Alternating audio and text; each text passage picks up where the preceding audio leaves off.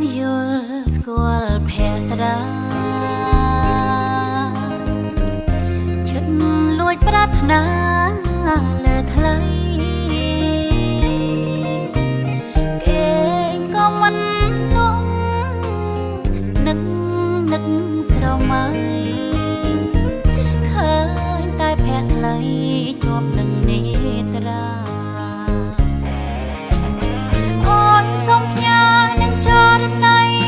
វាមួយយ៉ាងខ្លីគឺជាសេចក្តីស្នេហាសូមបងមេត្តាដល់ចិត្តអូនផងដែលបំណងបងស្នេហ៍តែបងម្នាក់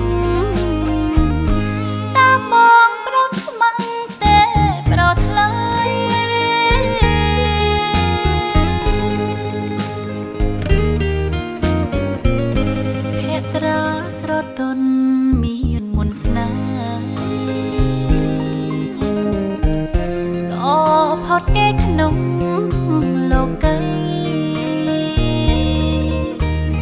បើសិនបងព្រមរួមភីសម័យចរណៃកែវកុំព្រួយចិន្តា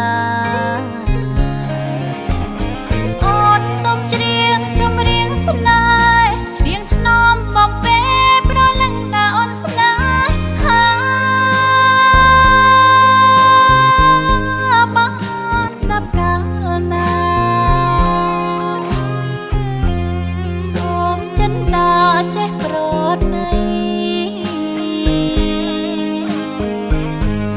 សូមចិត្តថ្លៃចេះខន្តីសន្តោស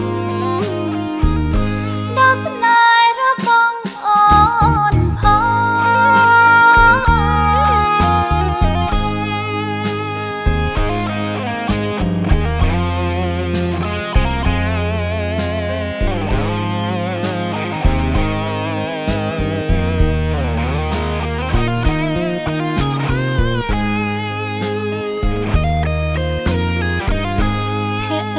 ស្រទន់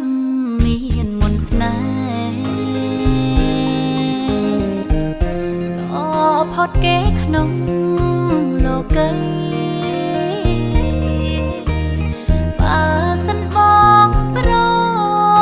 មរួមភីសម័យចរណៃកែវកុំព្រួយចិន្តាអូនសូមច្រៀងចម្រៀងស្នេហ៍ច្រៀងថ្នមបំពេ